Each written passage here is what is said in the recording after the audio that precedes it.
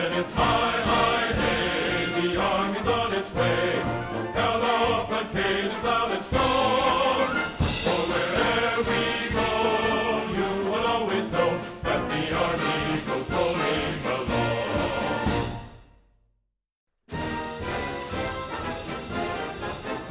First to fight for the right and to build the nation's might, and the army goes rolling along.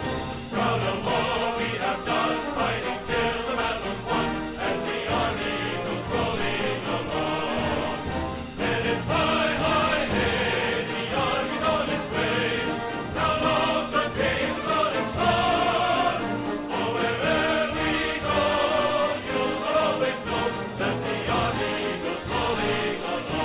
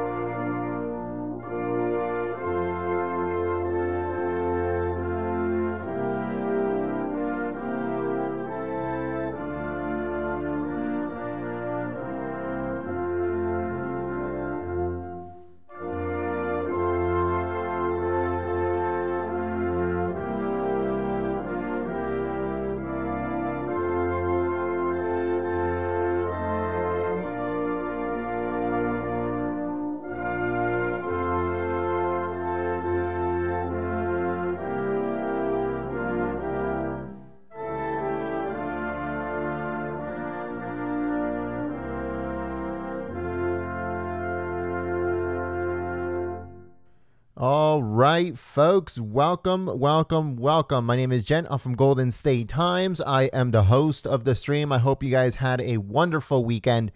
But now it's Monday once again, and the president is in full force. I know you guys probably already saw it on social media and stuff like that, that the president is asking for $8.6 billion in funding for the border wall. So that's starting to ramp up right now. It's going to be a heated debate.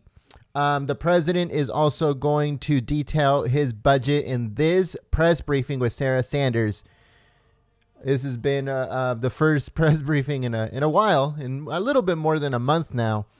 So we're very excited. We hope that you guys are excited. And then later on today, too, we're going to be talking about new updates that are happening with the channel and stuff like that. So stay tuned for that.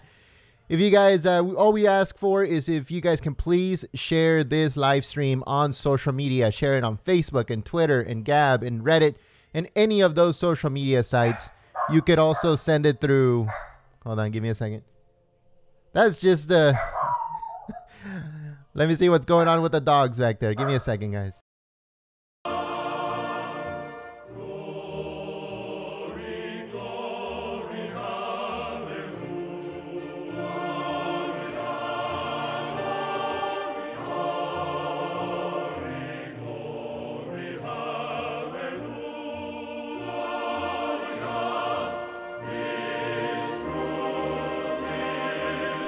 All right, folks, those are just the office doggies. They're just, I don't know, someone's close, and then they're telling us that someone's getting close to the place. But anyways, like I was saying, if you guys can please help us out by sharing this live stream on social media.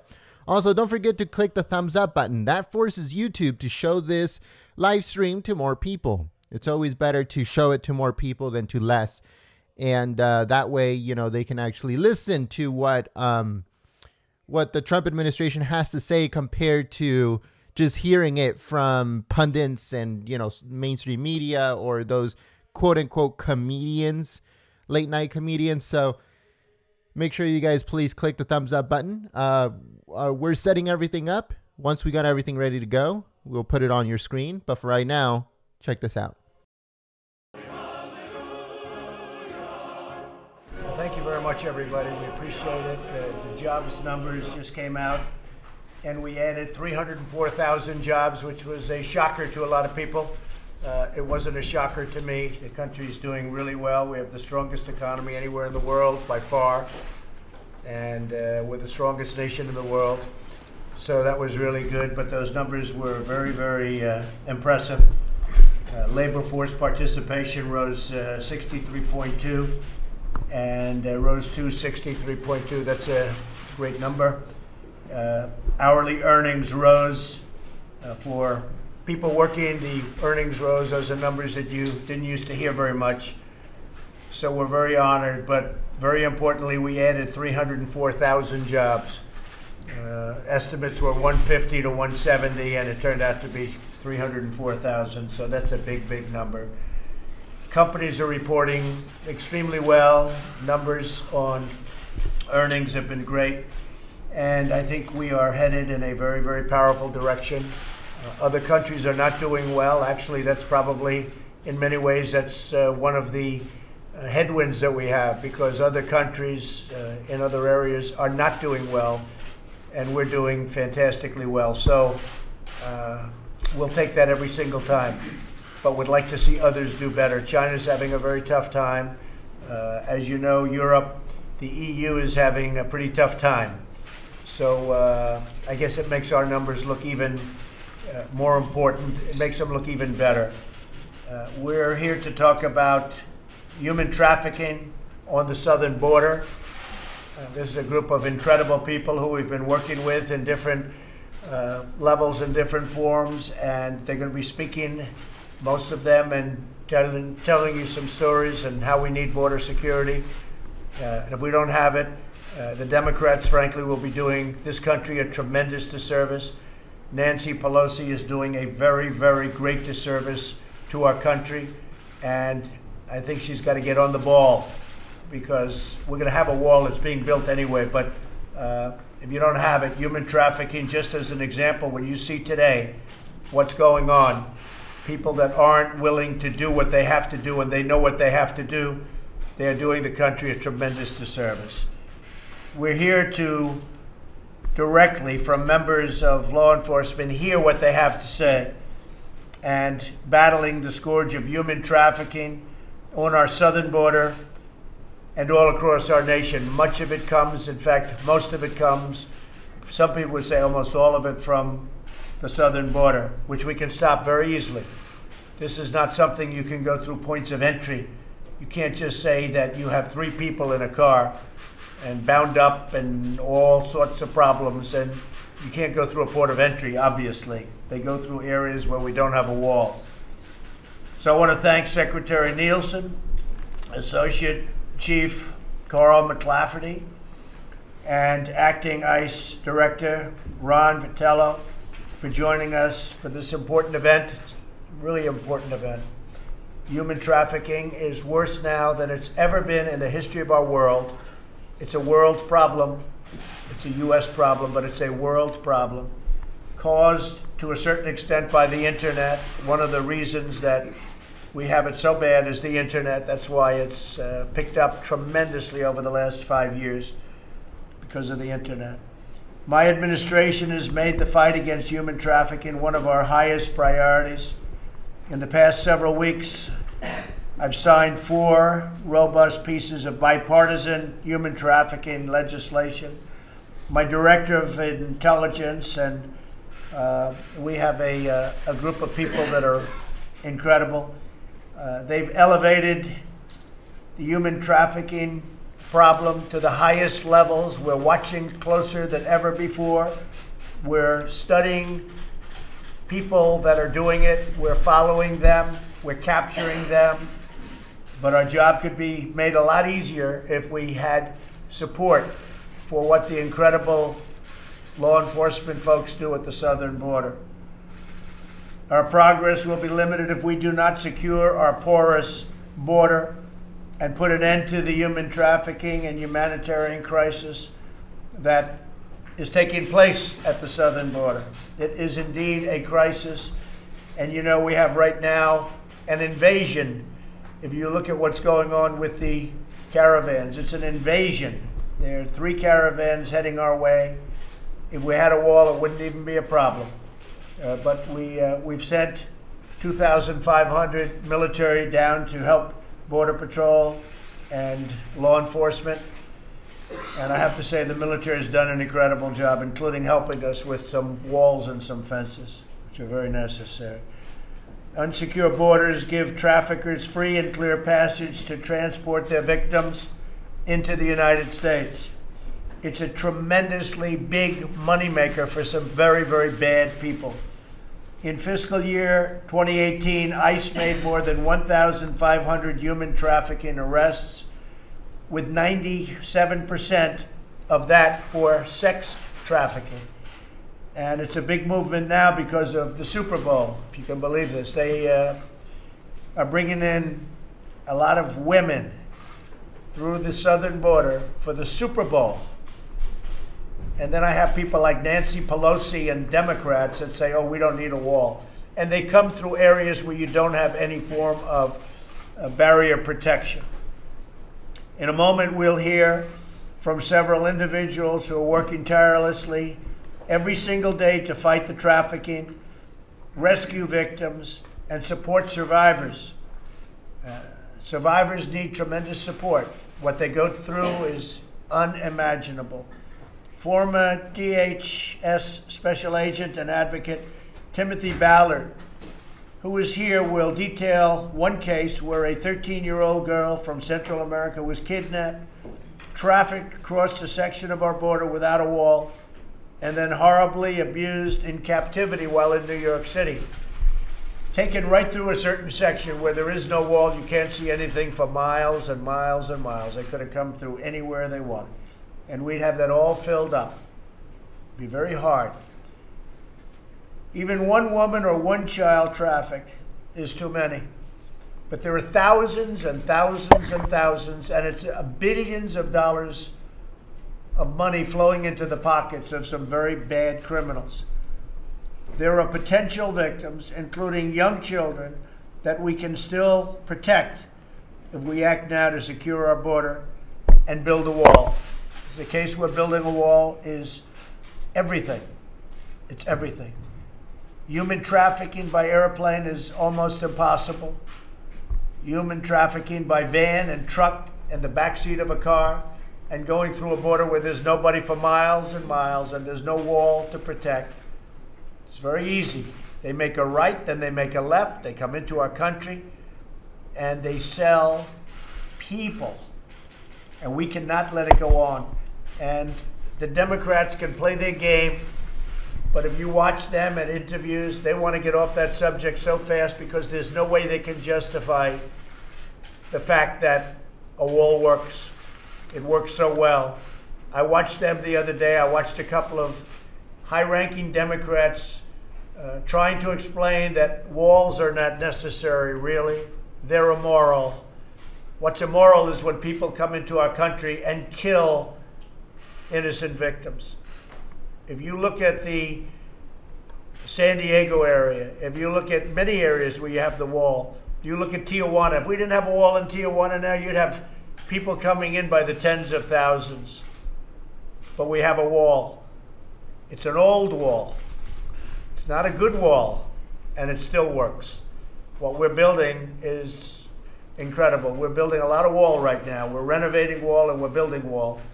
And we're going to continue to build wall, regardless of what happens with this committee, which I say is a waste of time, because any recommendation that comes back to me, and I'm a very modern guy, they like to say walls are medieval. They work, 100%. And what doesn't work is technology if you don't have the wall. The technology is called the bells and whistles. And we have the top law enforcement people in the country here, really in the world, and they will tell you that without the wall, it all doesn't work. It can't come together. If you just take a look at parts, take a look at Tijuana, imagine that. Imagine us taking that wall and moving it to Texas. Let's take it up and move it to Texas. They would like to have it. Let's take it up and move it right over to Arizona or New Mexico. They would love to have it. They would love to have it.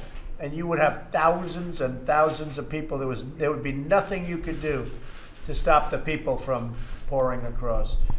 But we're here to talk about human trafficking, and this is something where people have no idea how bad it's become. Worse than ever at any time in the history of our world because of the internet. So I'm going to ask Secretary Nielsen to speak, and then we're going to show you some videos and some other things. And I don't think there'll be anybody up there, including from the media, that disagrees with me. They may not write it that way, but there will be nobody that disagrees with me. Secretary, please. Thank you. Well, first I want to thank everyone for being here. Greatly appreciate it. Mr. President, thank you always for your leadership. This is an extraordinarily important topic, and as you've said many, many times, it's a horrific, horrendous, and horrible ongoing tragedy and crisis that we have due to our vulnerabilities on the southern border. So thank you, sir. Thank you. This is an insidious form of modern-day slavery. That's what this is. This is not a problem that is experienced in other places of the world. It's experienced here, today, in the United States of America. It is something that this entire administration is committed to combating. It takes very close coordination with state and local governments, but also with our international partners to take down the transnational criminal organizations that are at the heart of this crime. And before we turn to other people, I just want to talk a little bit about the fact that this is directly related to our unsecure southern border. Transnational criminal organizations have taken advantage of our unsecure border. The result is that we continually see young girls used as pawns to line the pockets not only of criminal illegal aliens, but also of the cartels who violate our nation's borders and our laws and use that money to fund other criminal enterprises. The President mentioned the Super Bowl. I just want to pause to say DHS. In addition, I'd like to thank the over 600 DHS personnel who are on the ground in Atlanta to help the state and local secure the Super Bowl. But we also continue to do our other mission sets, which includes combating human trafficking. We have made over 40 arrests, and some of the victims that we have saved, unfortunately, include underage children that have been brought in for the purposes of being sold and abused as part of Super Bowl activities. So I want to thank all of HSI for their great work continually, but also as we prepare for the Super Bowl. So before we turn to our law enforcement folks at the table, what we'd like to do is turn to Tim Ballard, who is the founder and CEO of Operation Underground, and also to Alma Becker. Thanks to both of them for being here, the founder and president of the International Network of Hearts. They'll be talking to us about their experience assisting victims, sir. So I'd like to start with, perhaps with Tim and then with Alma. Thank you so much, Mr. President. Thank you very much. I spent 12 years as a special agent, as an undercover operator, working on the southern border, working sex trafficking cases. And I can tell you, you're exactly right. One little girl I can tell you about, in fact, I introduced this little girl to Miss Trump during a private briefing. This little girl was kidnapped in Central America, 11 years old, groomed for 2 years, with the intent of getting her ready to come to America. Why? Because we are the highest consuming nation of child pornography. We are the clientele that's the big money. They brought this little girl through a part of the southern border where there was no wall, easily got her to New York City, and this is hard to hear, but this is the truth, and everyone needs to hear this. This little girl, and this is very typical, raped for money every day, 30 to 40 times a day. If that's not a crisis, if that's not an emergency, I don't know what is. Now let me say this, had there been a wall, had there been a barrier, this little girl likely would have been saved, because the traffickers would have been forced to take this child through the port of entry, where we have amazing law enforcement. I've worked with these people. These are the best people on the planet. They can detect, they have equipment, they have trained agents. In contrast, while this was happening, I was working another case. A little boy, a Mexican boy who was kidnapped by an American trafficker by a child pornographer.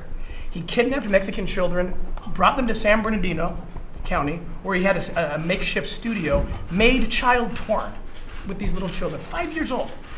This little boy was kidnapped in Mexicali, Mexico, where there was a wall, where there is a barrier, and so he was forced to take this little boy through the Calexico port of entry, and guess what? It worked. We captured him. We rescued the little boy, and subsequently rescued 12 other children in San Bernardino, California. The difference between those two cases is 2 + 2 = 4. The wall was the difference. The wall rescued this little boy, and the lack of a wall caused this little girl to go through a hell that is indescribable, that is not manufactured. It is a real crisis. It is a real emergency. And you have many thousands of people like this. Thousands. This is happening all the time. We work in Mexico. We have done several operations. I've just met with the Secretary of State, their equivalent, Olga Sanchez, just last month about this. We are having to do operations in Mexico, our foundation, working with law enforcement, to be essentially become the wall, because there is no wall. We're forward deployed. It's like trying to catch flies with chopsticks. It works. We can make it work. But if we had a big, fly swatter, which is the wall, that'd be a lot better. Yeah. It stops it. That's great. Thank you very much. I appreciate it very much. Please. Mr. President, thank you for the opportunity to actually put a face to this horrible epidemic situation that we live in, called human trafficking. We are international, we're hard, and we represent more than 50 organizations fighting for both sides of the country together against human trafficking. And we realize that not only the kids needs to be rescued, also provide services. And this is why we have 2 shelters, one for boys and one for girls. And we know also that the statistic, they said that the mayor is from 12 to 24 years, they're vulnerable. But we were shocked to receive kids 4, 5-year-old. As you know, when they're rescued, they come with a lot of trauma, they need a lot of services. And I want to tell you a little bit how I started working in human trafficking. And that was 20 years ago when I used to work in the Mexican consulate. And I had the privilege to serve some kids that were rescued.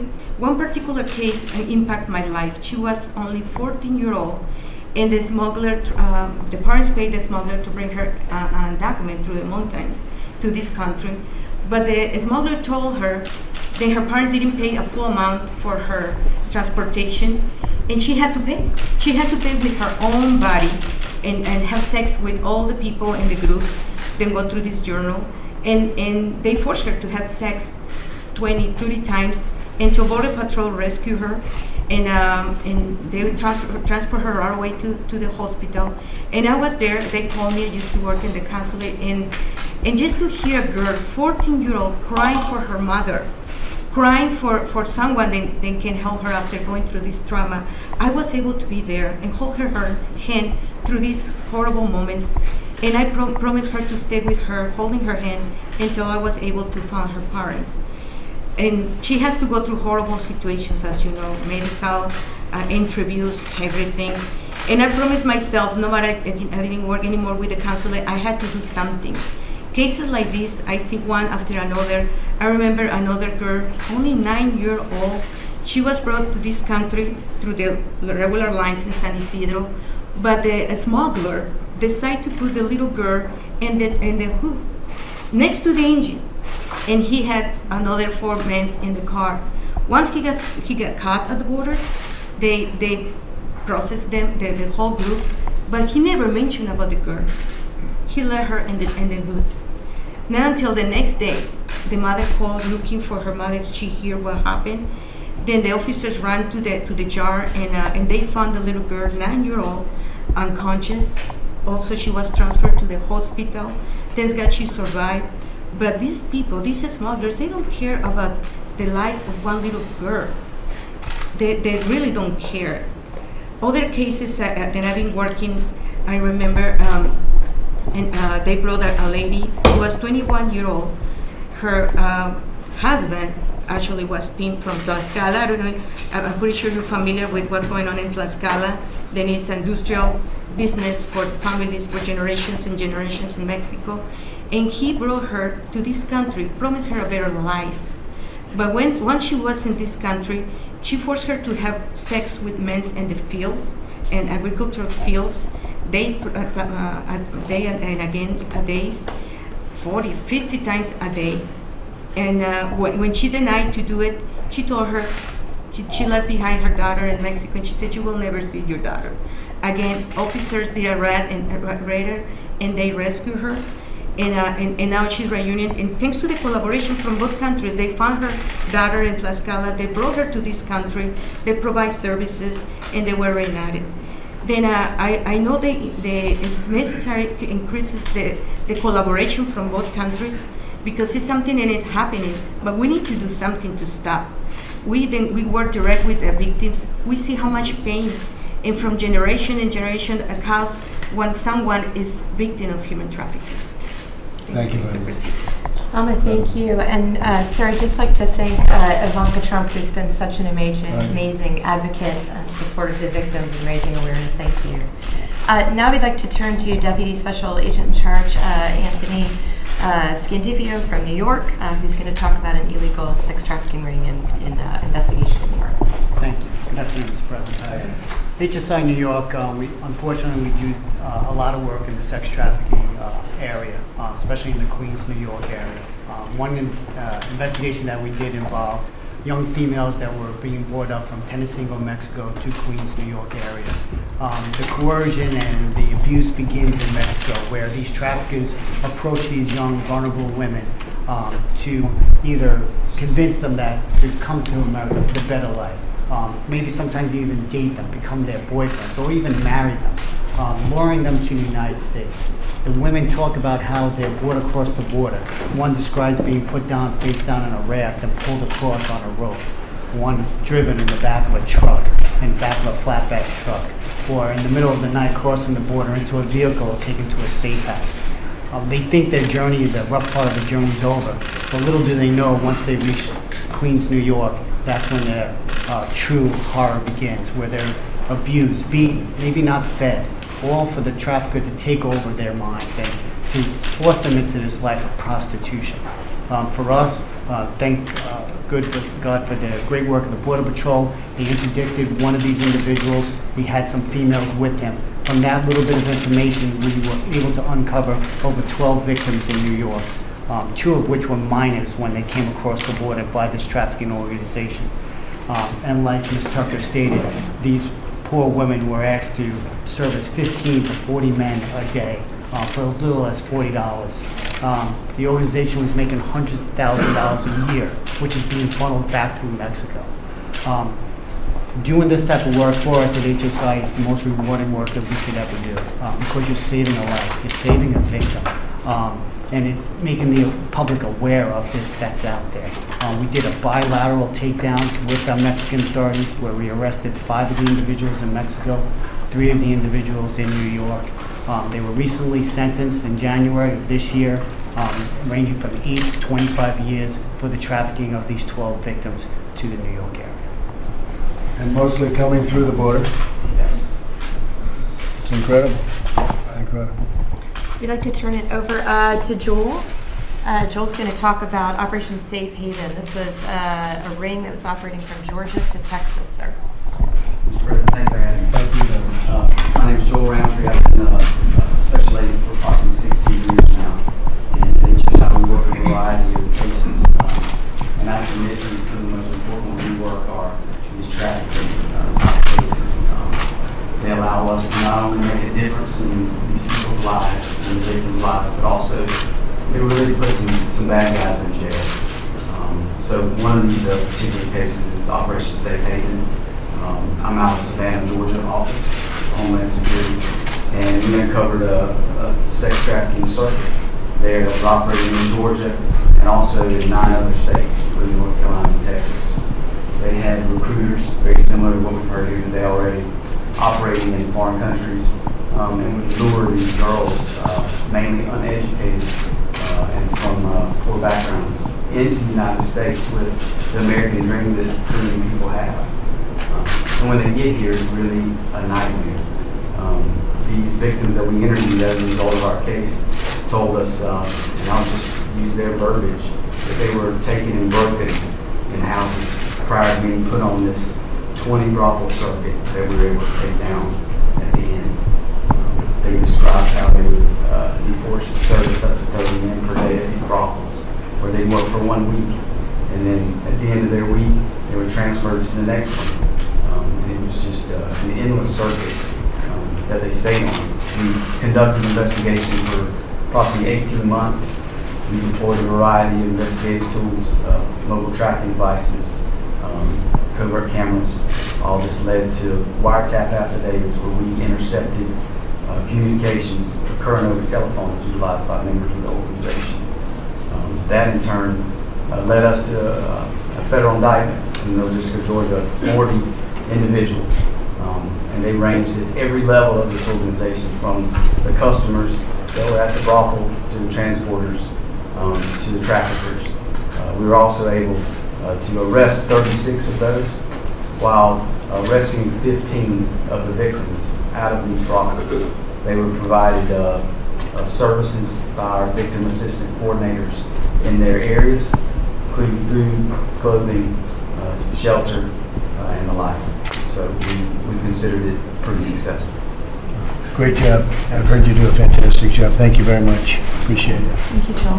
Now we'd like to turn to Carl, and sir, this is particularly horrific, what Carl is going to describe. There are some parts of this that are law enforcement sensitive, so he will keep it at the appropriate level. But what he will describe is the child recycling ring that we have previously talked about. This is a crime, sir, where smugglers take children and they bring them again and again across the border to enable other criminals to enter our border under the loopholes in our laws. So, Carl, please. Thank you, Secretary. Mr. President. As you know, 2008 of October was the first time we ever had more family units than single adults apprehended. So the family unit issue has become something of a crisis for us. In Yuma, Arizona, we were catching groups of Guatemalans, family units, turning themselves into border patrol, crossing around where the fence ends. And our agents started looking into it and found that some of the sponsors, after they were released, were the same person, the same address, the same phone number. So they reached out to HSI in Charleston, South Carolina, where these people were going. HSI looked into it, said, yeah, there's something going on here. Why don't you come out, we'll do this case together. They went out to Charleston, followed a group that actually got released.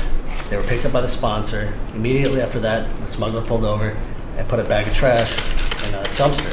The agents recovered that. Inside was their ankle bracelet, their legal documents, already discarded by these sponsors, which ended up being a smuggling organization. They investigated this case, were able to tie this back to a larger group that was smuggling Guatemalans into South Carolina and other places. Out of this, they were able to get 8 indictments and 11 warrants served, resulting in 24 illegal aliens apprehended. And one of the indictments was a woman who was being paid $1,500 a child to take the children back to Guatemala who were not part of actually the family unit. So she claimed to doing this 13 times. And so we found out they were recycling these children. They would bring them up, smuggle them, part of a family group, recycle them back to Guatemala, put them in another family group and come back out. So this was, obviously exploitation of these children. Thank you very much. Appreciate it. Thank you very much. And now we'd like to turn over to Amy Allen, sir. She is an ICE victim advocate. I had the pleasure of hearing a brief from her a couple weeks ago.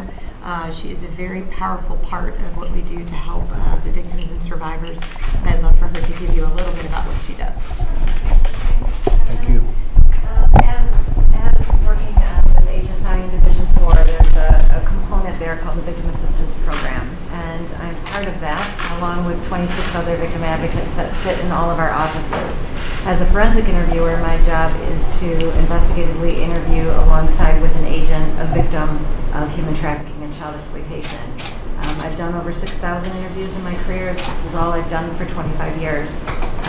I think when we sit here and we talk about the rescue of victims, our minds turn to how that actually happens. And with HSI's investigative efforts, a lot of our leads to seek these rescues come from financial institutions, the community, schools, and our local law enforcement partners.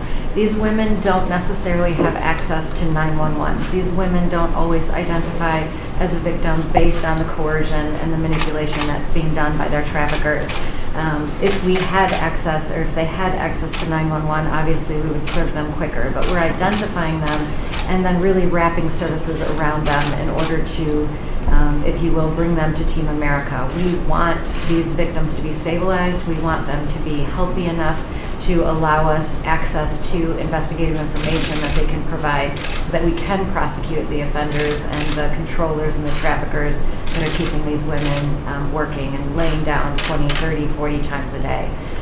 So my job is to work alongside the agent when we identify this victim and, again, make sure that that victim is interviewed in a way that's not blaming. We certainly don't want to ask victims of human trafficking, how many men did you have sex with? Each day we want those women to be met with non-blaming language, such as how many men had sex with you. This is not their fault, no matter what they look like, no matter how they're dressed. Our idea of them or what our community thinks of them when they're being controlled and coerced into this kind of an environment, it's our job to help identify that and then, like I said earlier, to rescue them.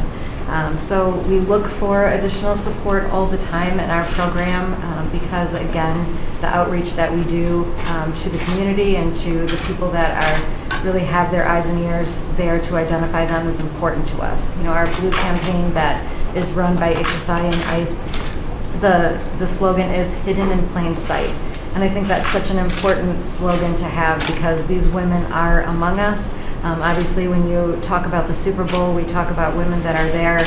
There's other people there that need their eyes and ears to help identify that, but they are hidden in plain sight.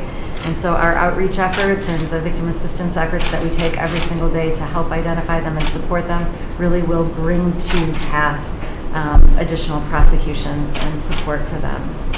Thank you. Thank you very much.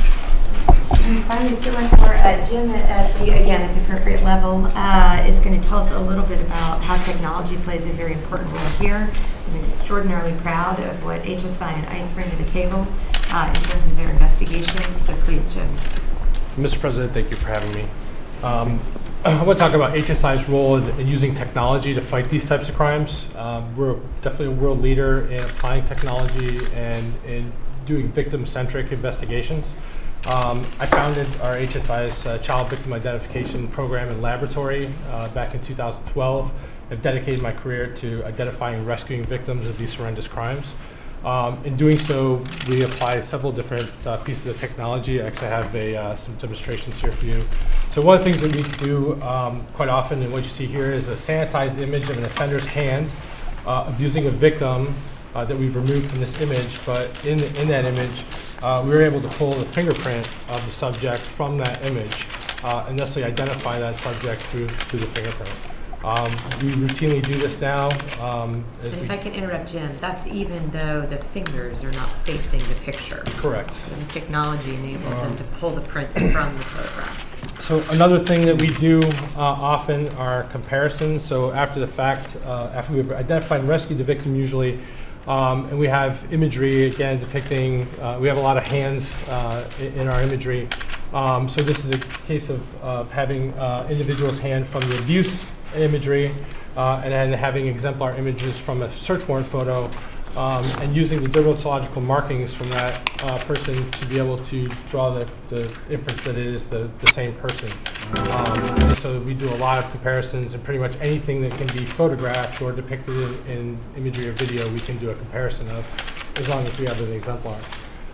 In this case here, this is use of some creative technology, but also some external expertise. So here we have a child depicted in an outside environment. That child is horrifically abused in imagery and video that we have seized, as well as some of the non-abuse imagery.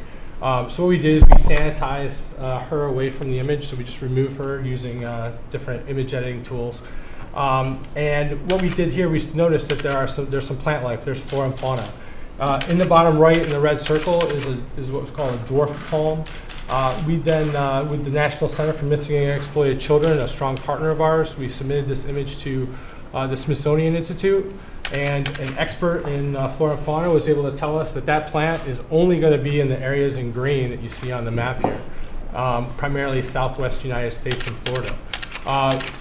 Using other imagery from that, there was a playground. We worked with the playground manufacturers and with certifying bodies of playgrounds throughout the United States. And through that, we're able to identify that that specific playground was just outside of Houston, Texas. That allowed us to focus on a specific neighborhood in Houston, Texas. And within hours, we identified that child and apprehended the offender and rescued that child from horrific and ongoing abuse. The rest of my briefing is law enforcement sensitive, sir. Okay, that's fine, Chief. Thank you very much. You do a great job. We appreciate it. Kellyanne, do you have anything to say?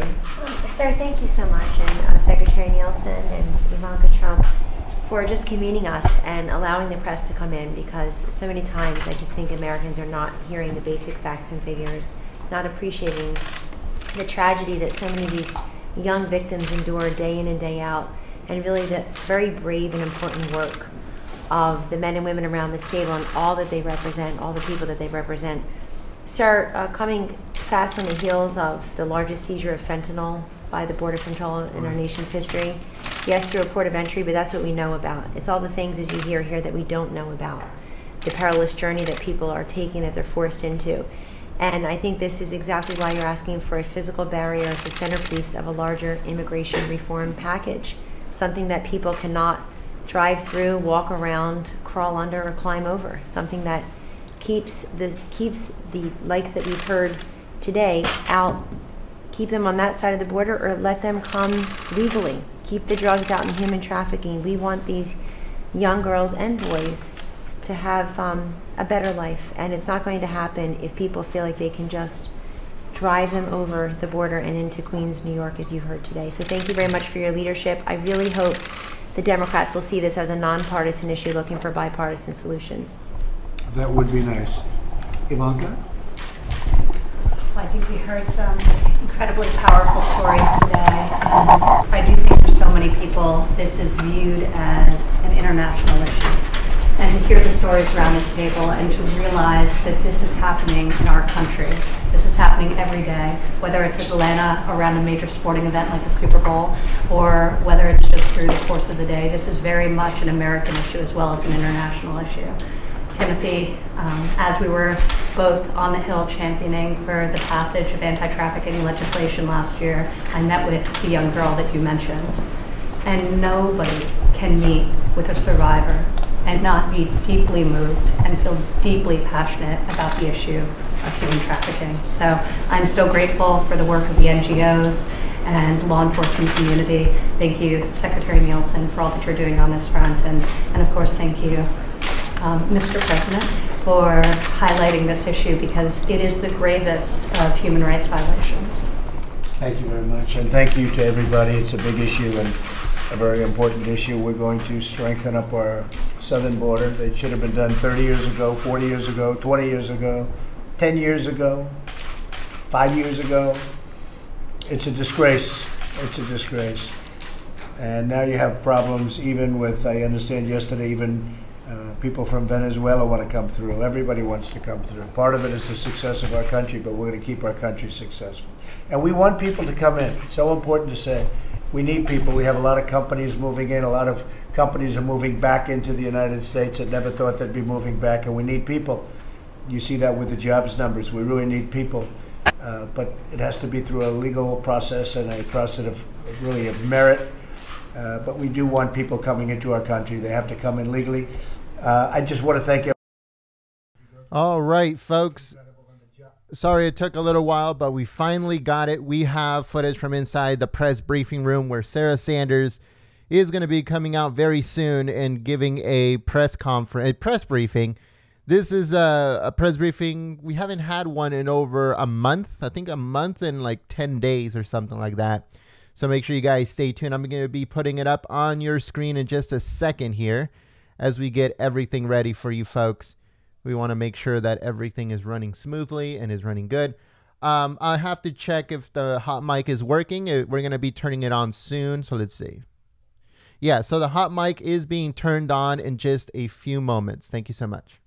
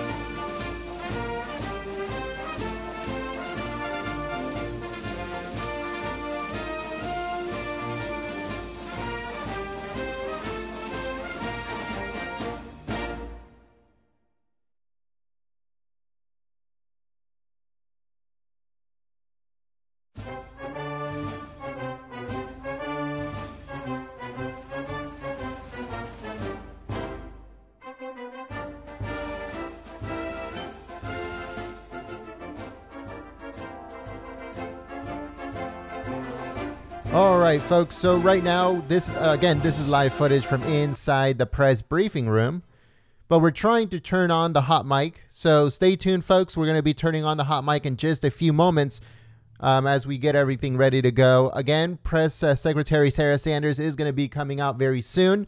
The biggest topic when it comes from the White House themselves, this is going to showcase the budget the president is setting forth. It's a budget for America, and he calls it the America First budget. So make sure you guys stay tuned. Sarah Sanders should be coming out very soon. We're going to be putting on the hot mic in just a few moments. Thank you. Also, don't forget to please share this live stream on social media, on Facebook, on Twitter, on Gab, on Reddit, on any of those social media sites. That helps us out so much. So if you want to help out Golden State Times, that's the best way, is to share this live stream on Facebook, Twitter, Gab, and all of those social media sites. If you don't have any social media, then that's fine. Send it through text message or email. However you can get this link out there, this live stream out there, is greatly appreciated. We need as much help as we can get. Also, don't forget to click the thumbs up button, because that forces YouTube to put this live stream in more places so more people get to see it, instead of just them being told what happened at this press briefing. They can see it for themselves. So if you guys want to help out other people learn the truth, then click that thumbs up button, because that will force YouTube to do that. Thank you so much.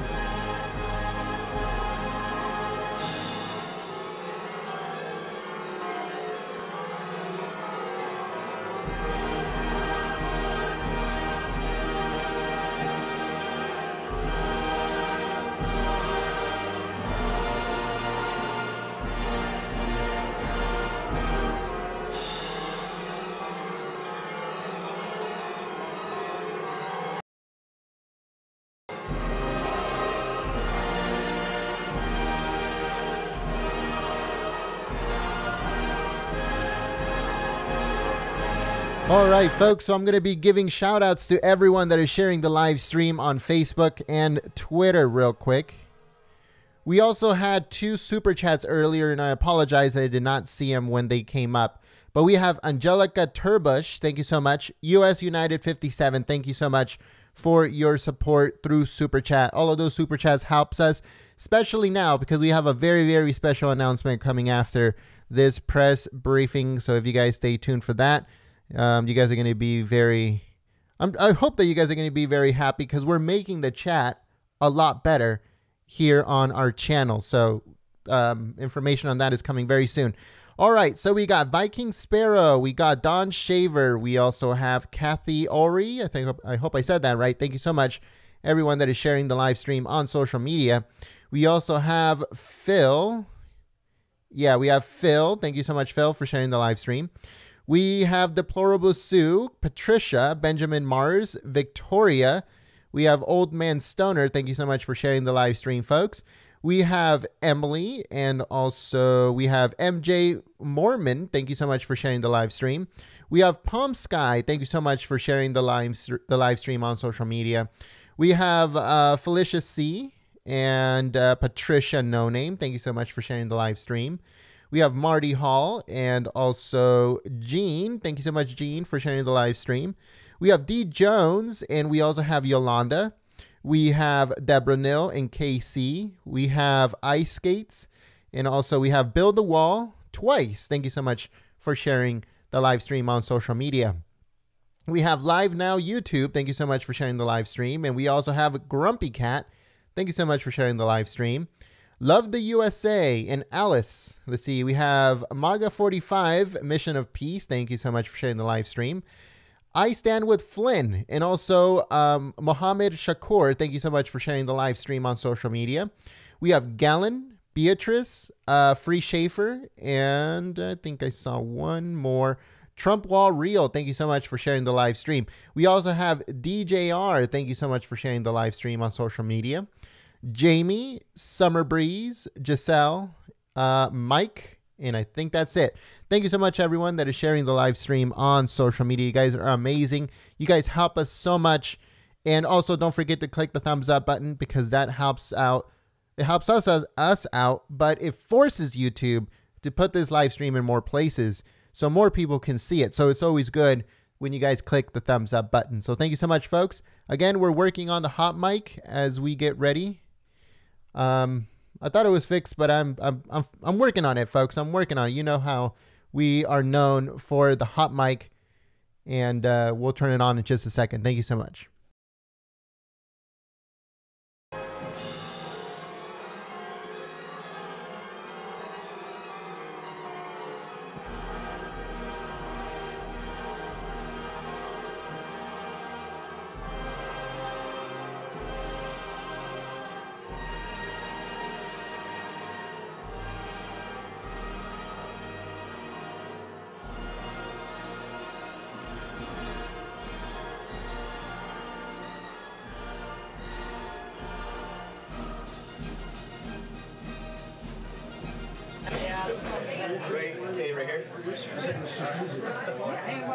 All right, folks, I fixed it. The hot mic is now on. Make sure you guys pay attention to what people are saying, folks. Always, always, always pay attention to what these reporters are saying in the background. You never know. We can always, listen in into something that they don't want us to hear. But we will always have the hot mic here for you, folks. All right, so Joshua Welch, Sharon, and Russell, thank you so much for your support through Super Chat. You guys are amazing, folks. You guys cannot believe how much all of these Super Chats help us continue operation. It helps us become better, more engaged, different than every other, live stream and chat on YouTube. We want to stand out because we want to be the best for you folks. So all of these Super Chat helps out so much, make us better. Another way of helping Golden State Times is by sharing the live stream on social media. So if you guys are doing either or both or one or the other, thank you so much for your support like always. All right, let's listen in to the hot mic.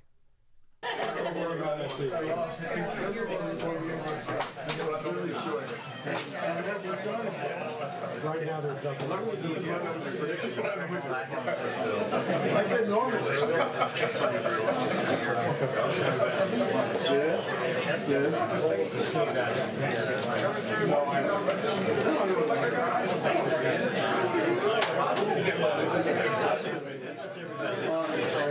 And you probably should go down.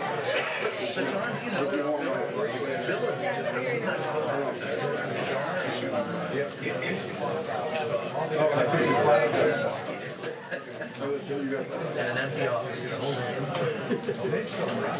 Yeah, but it's empty.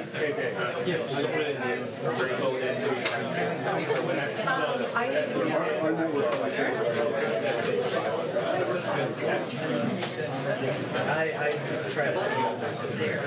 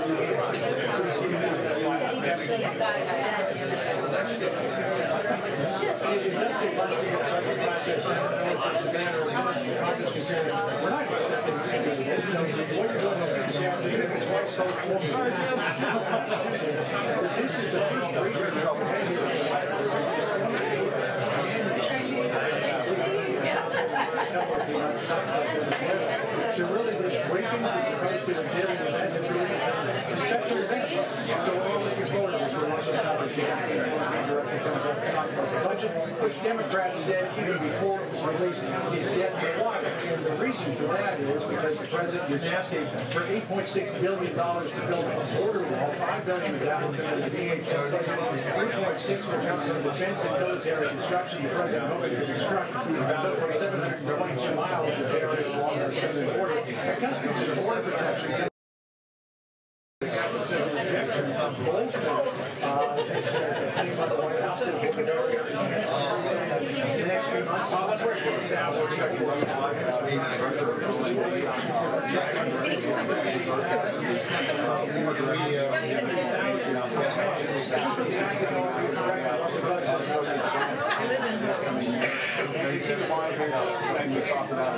It's not just specific budget recommendations and the things, sort of administration's wish list, and it's not all.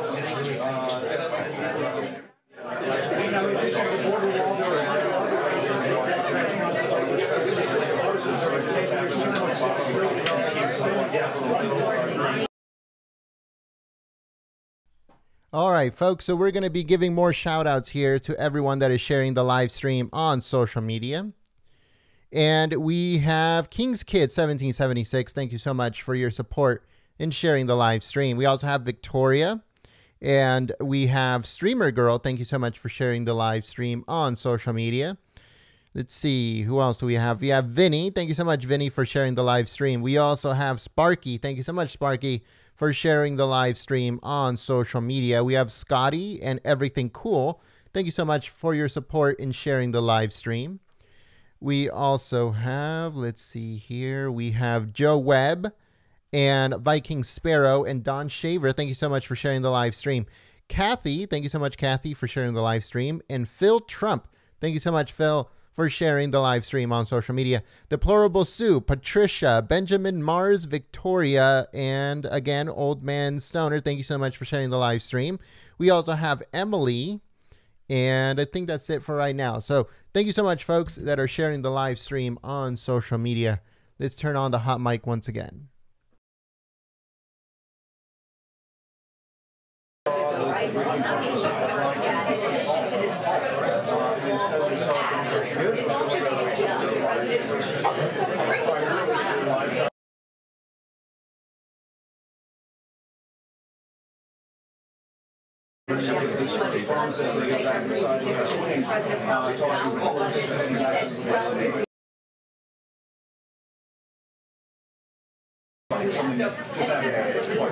Here, and Sarah Sanders and the acting budget director come out for their briefing. It's a packed house. First time we've all been in this room together in 42 days.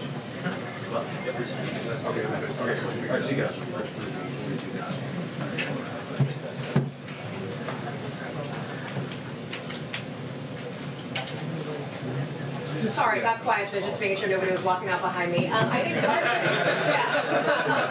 it, part of it, I think, is that listen, this is budget day. This is something that the White House has been focused on. This, remember, is a budget that has been delayed because of that shutdown, right? So the deadline has already come and gone as it relates to the congressional deadlines for a budget passage. So yes, I think this is part of the White House hoping to highlight this budget, if that is, of course, their desire. It's been all over the news. I think this morning, today, they're getting what they wanted as far as it relates to this discussion about border wall money and the sort of controversy around it. Democrats are saying, hey, this budget is already DOA, essentially, and it is more of a wish list than.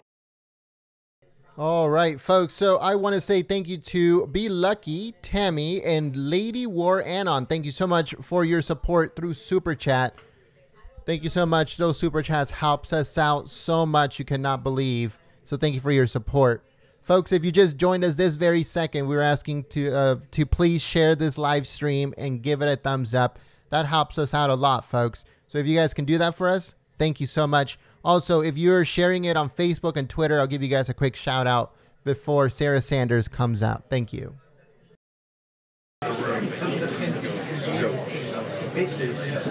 Eventually ended up being so the basic press is the fiscal campaign and more really.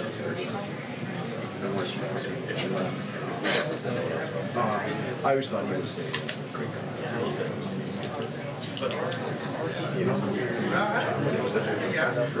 Trump, so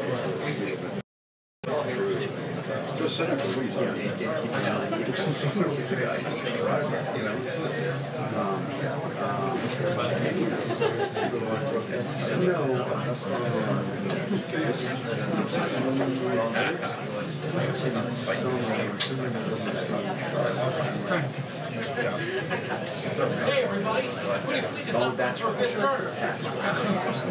right. So I talked to him. I don't remember. I'll poke around. Okay. So I just when I do that, I get back to you. Right. What happened? Yeah. Yes.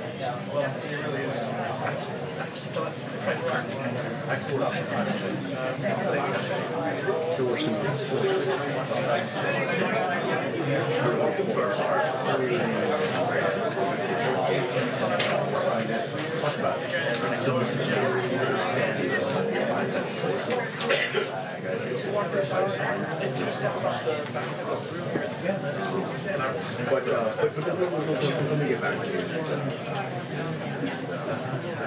Sure. You got it.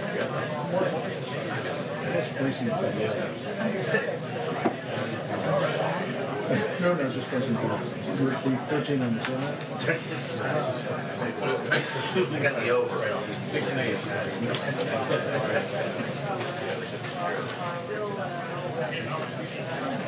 Thanks.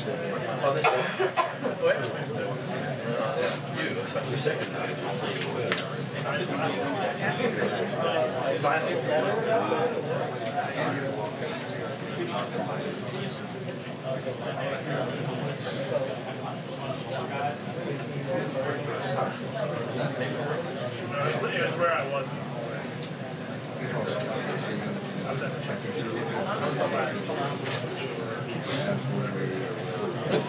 Yeah, that's, remember we used to do that, Trey kept that. It's pretty good. Yeah, exactly. We would be fighting. No, let's do it. I think that's one day, right? I think she's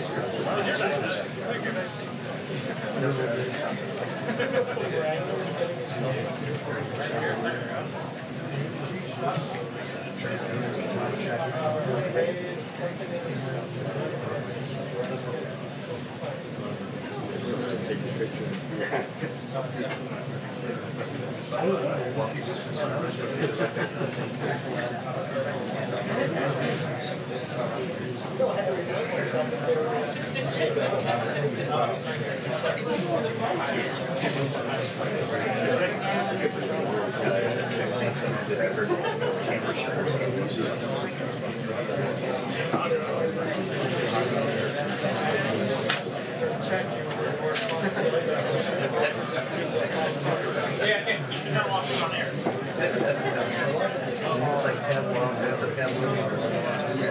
As soon as I hear them shudder.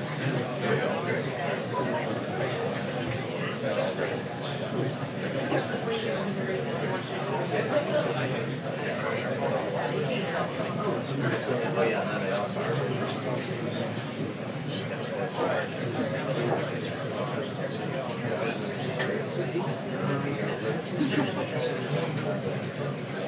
Pile all over here. So they can get said after 6 weeks, he comes and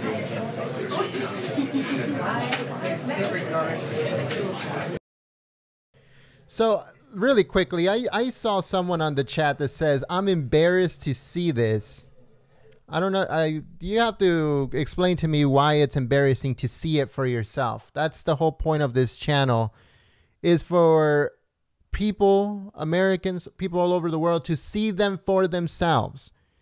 Okay, it's more importantly that us as American citizens see this for ourselves compared to pundits and bobbleheads and reporters telling us what Sarah Sanders said.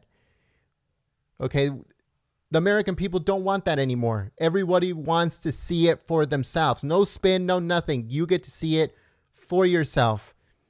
Here at Golden State Times, you guys are our guest. Our plus one is if you guys are sitting right next to us watching this. You guys are our guest to witness this live. So that's what we do here at Golden State Times, folks. We don't have reporters. We don't have pundits. We don't have bobbleheads. We don't have any of those people. No commentators, no nothing. We want you guys to see this for yourselves. You guys are smart. You guys are winners. You guys don't need to be told what to do, what to say, what to think. None of that stuff, folks. That is what we do here at Golden State Times.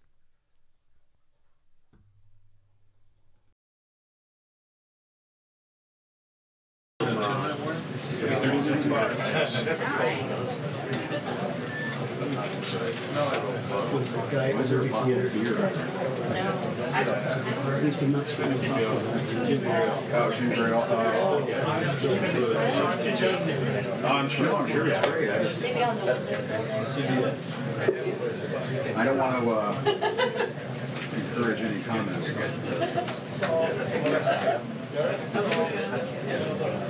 It doesn't take much.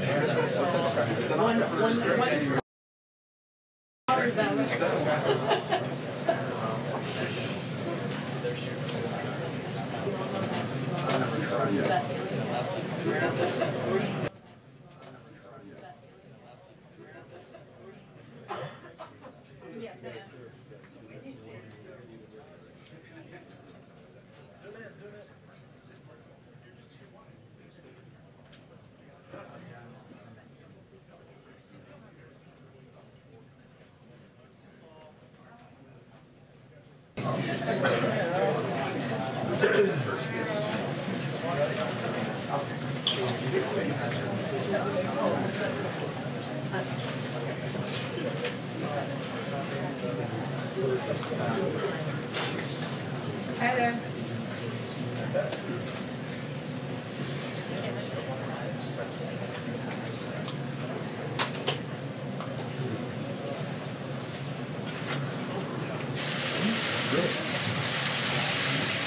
Good afternoon. Good afternoon. President Trump's 2020 budget, which was released today, builds upon incredible success and keeps his promises to the American people. It continues the president's pro-job creation policies, keeps taxes low, combats the opioid epidemic, protects our veterans, defends our nation, and secures our borders. Even with a strong economy, deficits are still a threat, and this budget demonstrates the president's vision to restrain Washington spending and reach a balanced budget by 2034. This is a clear roadmap for a more fiscally responsible future if Congress chooses to follow it. To talk about the president's budget proposal and take questions on the topic, I'd like to bring up Acting Director of OMB, Russ Vought, and after that, I'll be back up to take questions of the day. Thanks, Sarah. Good afternoon, everyone. Happy Budget Day. Happy Budget Day. Today, we have released the President's fiscal year 2020 budget, a budget for a better America, promises kept, taxpayers first. This budget reflects the President's priorities to ensure that all Americans can benefit from the nation's historic economic boom and record low unemployment. No president has done more in 2 years to strengthen our military, restart our economy, and reform our government than President Trump. Promises he made while running for office.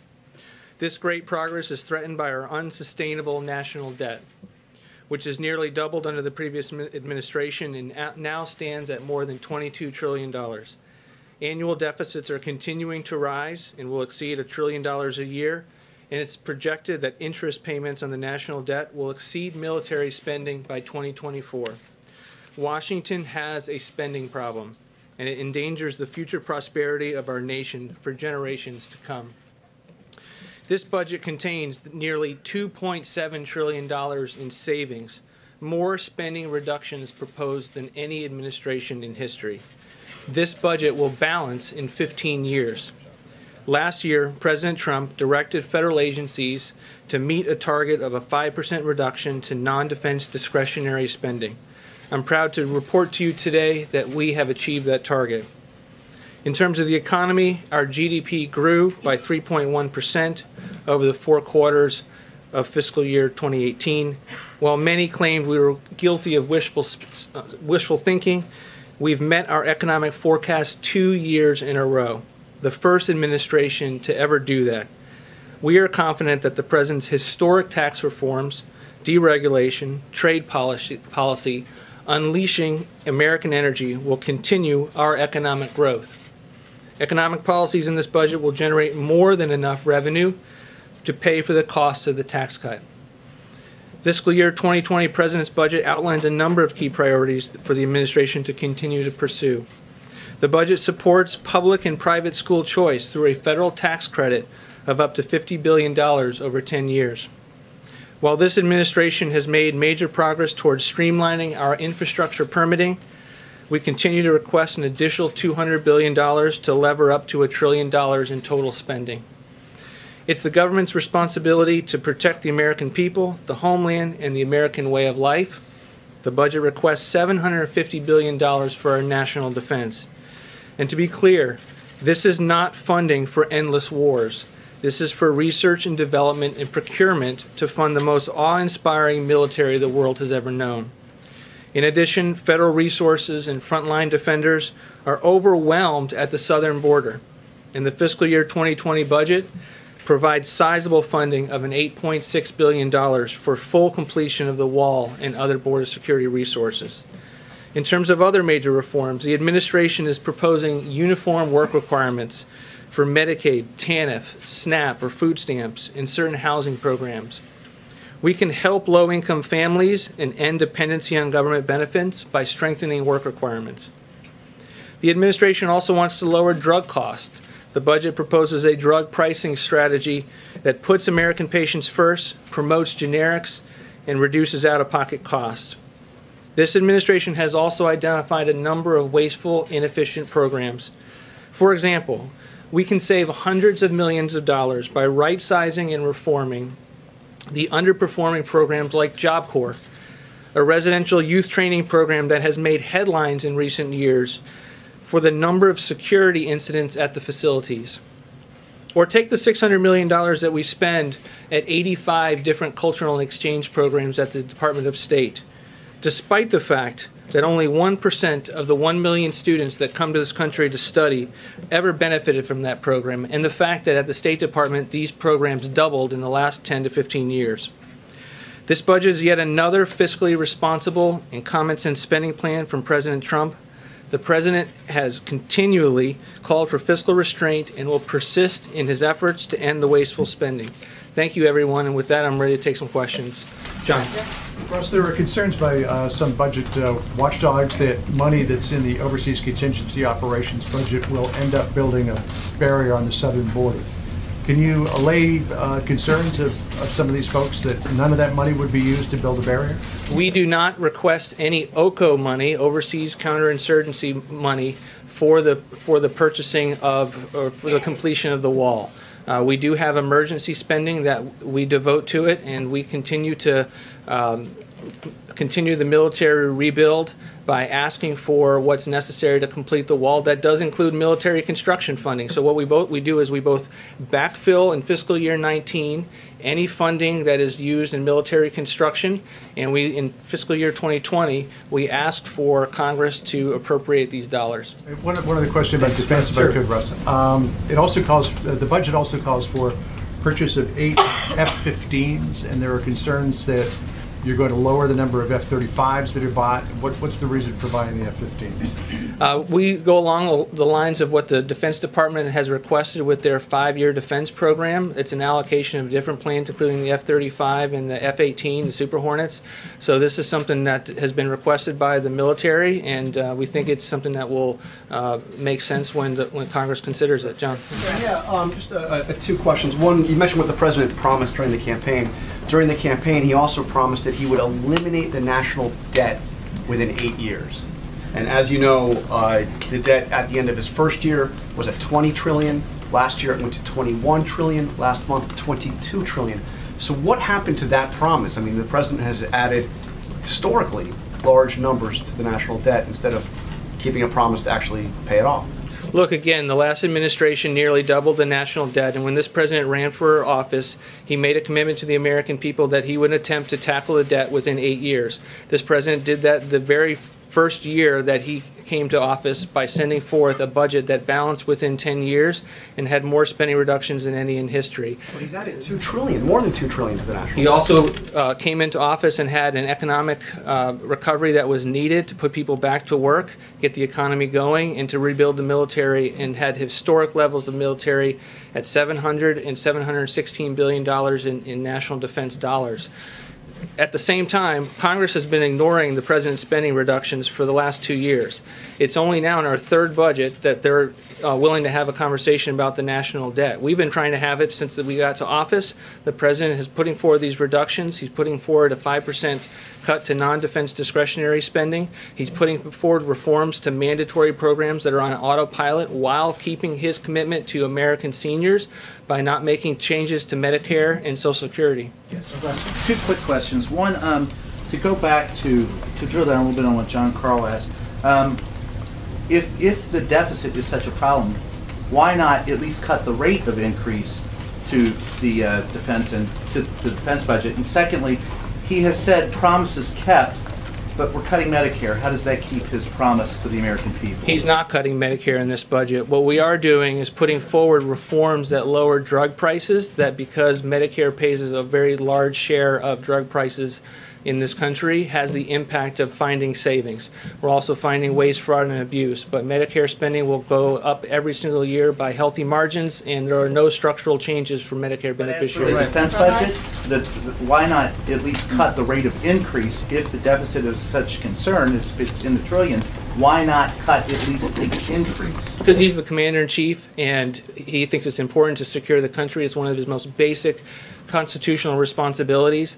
The military put forward a 5-year defense plan. It was done over a series of years about the needs, which gets back to John's question. We are going along with that 5-year defense plan. In addition, we're putting additional dollars towards the military construction funds that we have tapped. Fred. Yeah, thanks, Russ. Yeah, a couple. One, could you just two major drivers in long-term spending, which would be baseline budgeting and entitlement spending in general. And secondly, this seems maybe a little bit more ambitious in terms of savings than previous budgets you've proposed. And I wonder why that would be, since you're now dealing with a Democratic House, whereas in the past you might have been able to get more than 3. It's very in line with previous budgets. We balance in 15 years. Our first budget balanced in 10. One of the reasons that we were unable to balance quicker is because it gets harder each and every year that Congress doesn't go along with our spending reductions. You mentioned mandatory spending. It is a driver. We have more reforms than any president's budget in history. But look, what has happened for far too long is that Congress has blamed mandatory spending and then increased discretionary spending, which they have a vote on every single year by large degrees. They continue to let a paradigm exist in this country that says for every dollar in defense spending, we're going to increase non-defense spending by $1. We think we need to break that paradigm. We don't think that that paradigm allows us to be able to get our fiscal house in order. Thanks, Russ. Realistically, the administration is not going to get $8.6 billion for wall funding through this budget. Are there other executive actions that you have been looking at in order to pursue, but despite the national emergency being declared and the Treasury asset forfeiture and the drug enforcement dollars, that you could use in order to continue to fill the additional funding that you say is necessary for the wall? Right now, we are focused on spending the money that Congress gave us in the last appropriations bill and the money that we have identified as part of declaring a national emergency and spending that well. And this $8.6 billion is geared towards what we would need in addition to complete that wall. Russ, I mean, I know this administration has talked about the importance of infrastructure, and you propose a $200 billion infrastructure this year. But last year there were cuts to other programs that would have caused a net decrease to infrastructure spending. So would there be a net increase in infrastructure spending under this budget? What most people refer to when they look and make that assertion is they're looking at the fact that the trust fund doesn't have enough revenues coming into it. This budget looks at the baseline and assumes that that's to be the case, but we are totally ready and willing to talk with Congress about how to ensure that there's additional dollars in the federal trust fund and to put forward additional $200 billion in new investment to make sure that it's not just a surface transportation bill, that when we need money for broadband or other infrastructure, that is also something that we can pursue. Yes, thanks. So it sounds like you're saying that the administration needed to take on deficit spending the first couple of years because the economy needed the kick, but we also hear from the administration that this is an economy that is roaring right now. So with that being the premise, how do you square having deficits in 2019, 2020, 21, and 2022, 4 years going forward of $1 trillion+ deficits? How is that fiscal conservatism? I wouldn't say that we needed deficits to get the economy starting. I would say that we put forward spending reductions that were aimed at a balanced budget, and we have each and every year. We do have large deficits. That's why we're here transparently saying that we have a problem as a country. It takes a long time to get out of that mess. We came into office and faced $10.5 trillion right off the bat. And instead of being with us and considering our proposals and allowing us to make the factual case for why the American people would be better off under these reforms, Congress just hasn't been willing to play ball, even though they have the power of the purse. It seems like, Russ, just to pick up on that real quick, it seems like one of the ways you're trying to go at it is by reducing non-defense discretionary spending. Defense spending over the next 10 years, $7.7 trillion, but non-defense discretionary, $5 trillion. Do you really believe that Congress is going to yank spending down that significantly over the next decade? We believe that every budget is an opportunity to put forward our vision of the next 10 years. We are doing that in this budget, and we are saying to the American people, we can no longer afford the paradigm that Congress keeps giving us, which is that we're never going to make any trade-offs, that we're never going to align what we spend with what we take in, that we're not going to do what every family does across the country in trying to figure out what they can afford before they go out and spend. So yes, we are trying to say that we need to continue to secure the country. We need to continue to secure the border.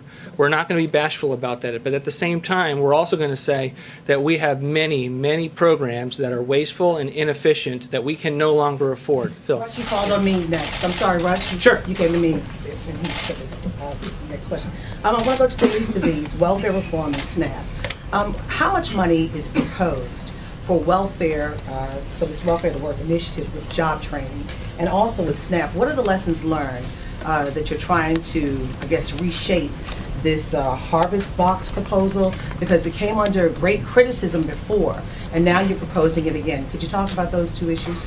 It did receive criticism, but we thought those criticisms were unmerited, and we're not going to walk away from the proposal as it pertains to the harvest box. Look, we think there's nothing wrong with putting forward a reform that says, in addition to your normal food stamp spending, that benefits that you would get at the retail, that you would get a harvest box that allows you to get a more balanced meal and to save money to the taxpayers at the same time.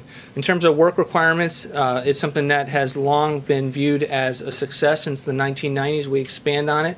It is something that we have long viewed as important to be able to take the same principles of reducing dependency that we saw in TANF and then apply them to housing and to food stamps and to Medicaid. But there's some people, there's some people that slip through the cracks, and they may need job training. Are there funds proposed for job training if you're going to do this Welfare to Work initiative? Absolutely. The Department of Labor receives an adequate amount of funding in an era where we have $1 trillion deficits. There will be many, many workforce development programs that are funded as part of this budget. A lot of the discussion has been about.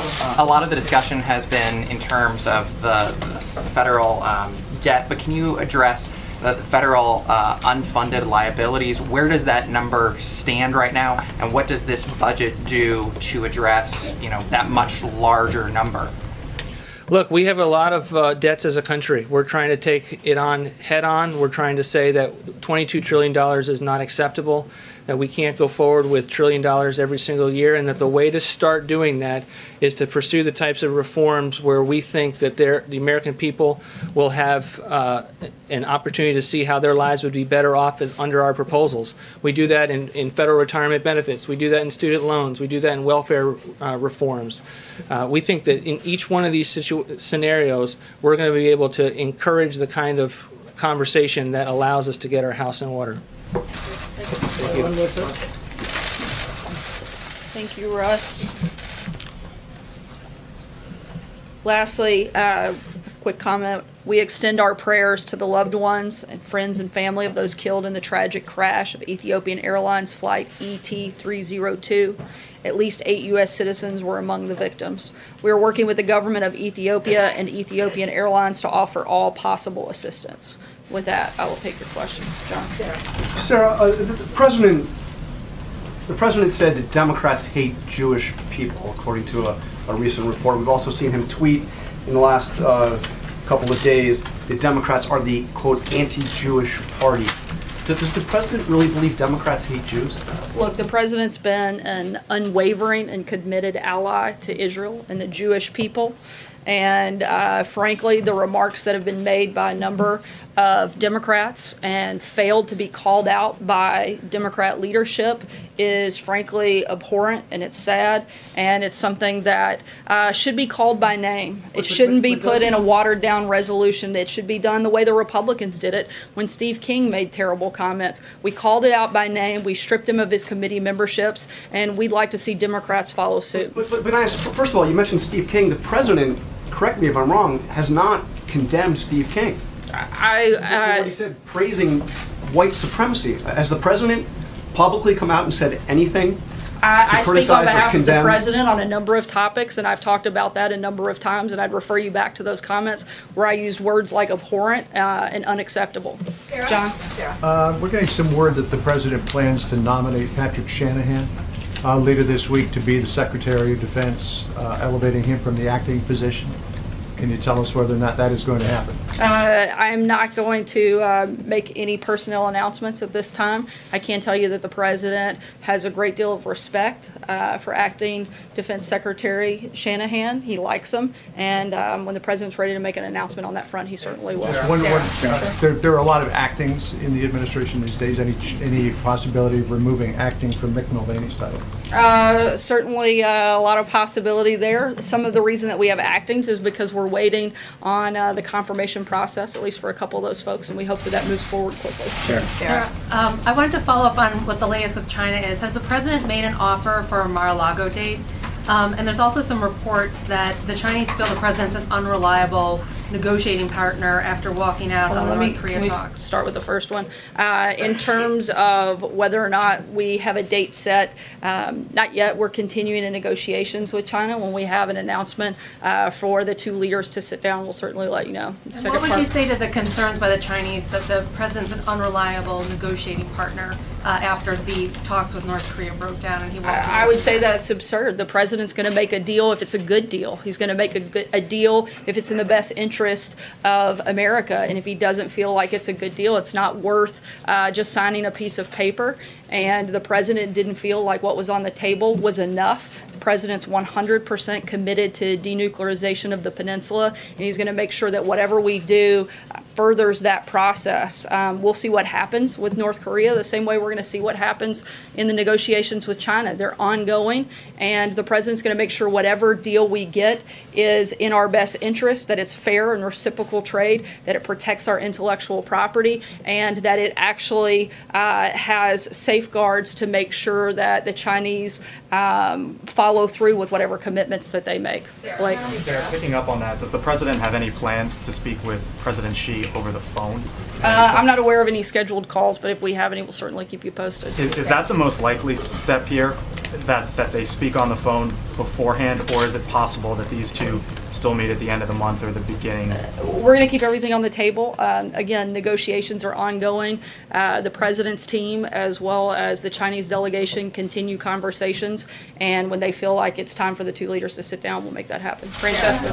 Thanks, Sarah. I have a News of the Day question, but I didn't get asked my budget question before, so can I try You missed a big moment. I The did. guy with Well, all the maybe I'll still details. have it. All right, so in the budget, the way that I see it, and there's a lot of pages to go through, it keeps referring to Western Hemisphere with regards to foreign aid spending, but nothing specifically about Central America. The President has said that he wants to cut money to Central America. In fact, he could cut it all.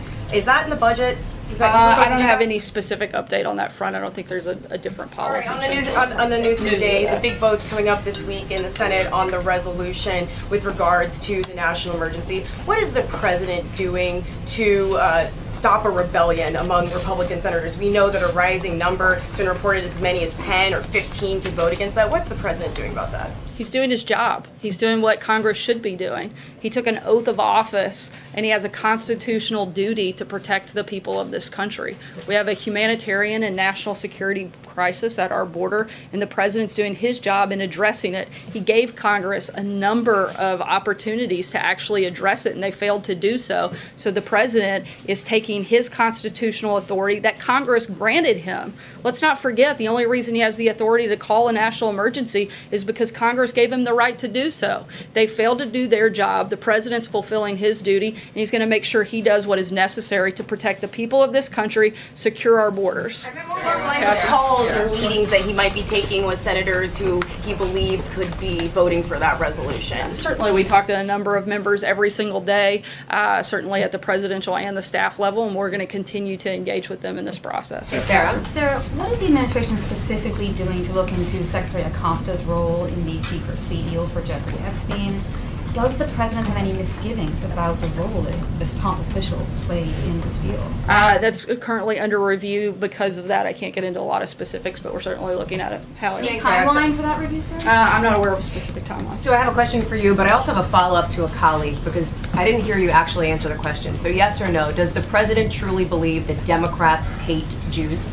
I am not going to comment on a potentially leaked document. I can tell you what I can tell you. Does he think Democrats hate Jewish people, as he said on the South? I think that they've had a lot of opportunities over the last few weeks to condemn some abhorrent comments. I'm trying to answer. If you'd stop talking, I'll finish my statement. The president has had and laid out clearly his position on this matter. Democrats have had a number of opportunities to condemn specific comments and have refused to do that. That's a question, frankly, I think you should ask Democrats what their position is, since they're unwilling to call this what it is and call it out by name and take actual action against members who have done things like this, like the Republicans have done when they had the same opportunity. So I want to ask about Paul Manafort, but I just want to be very clear. You're not answering the question. Is there a reason? I believe I answered it twice. You didn't say yes or no. Does he really believe Democrats hate Jews? I'm just trying to get a sense of that. I think that's a question you ought to ask the Democrats. Let me ask you about Paul Manafort. Why obviously Paul Manafort goes for the second half of the sentencing this week. Why hasn't the president ruled out a pardon for Paul Manafort?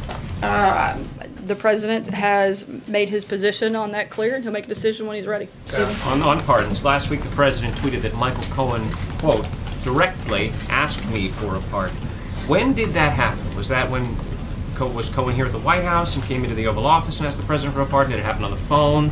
Do you have a date? Do we know when that I'm not going to get into specifics of things that are currently under review by the Oversight Committee and other committees. What I can tell you is that Cohen's own attorney stated and contradicted his client when he said that he was aware that those conversations had taken place. We know that Michael Cohen lied to Congress prior to his testimony most recently, and we know that he's lied at least twice in that hearing. I think that it's time to stop giving him a platform, let him go on to serve his time, and let's move forward with matters of the country. One budget question, just to put it on the record, because a lot of people in the country want to know, is there anything in the president's 2020 budget request that has Mexico paying for the wall?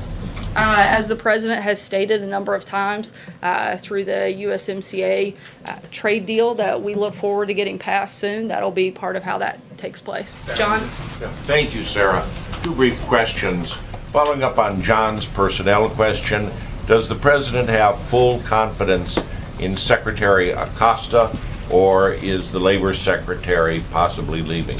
I'm not aware of any personnel changes, but again, those things are currently under review. When we have an update, I'll let you know. The other question is the president in discussion about signing an executive order to undo Executive Order 13166, President Clinton's executive order. I was going to say, I hope you tell me what that one is. Yeah.